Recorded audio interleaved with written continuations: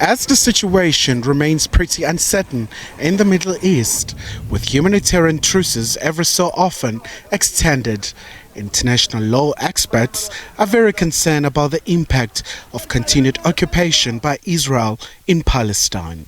Israel's increasingly militarized law enforcement operations in the West Bank, including East Jerusalem, and repeated attacks on Gaza consistently violate international human rights law and international humanitarian law.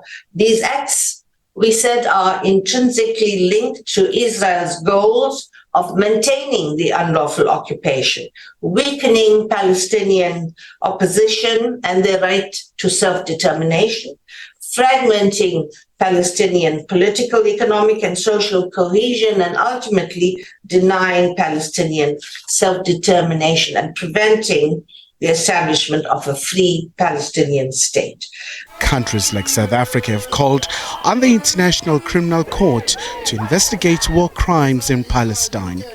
Israel has been very clear that it wants to decimate Hamas following the October 7th attack. There's no doubt that the present conflict will affect will come before the International Court. It will be invoked by those who argue that the occupation is unlawful to confirm the evidence before the court that Israel's violation of or Israel's occupation of the Palestinian territory is discriminatory, repressive, and brutal. The global court has been accused of double standards when it comes to prioritizing cases. Just 6 months later, the prosecutor launched his office's largest ever investigation in Ukraine, for which he had sought voluntary financial assistance from member states. And then consider how the office of the prosecutor has largely remained silent on the situation in Palestine.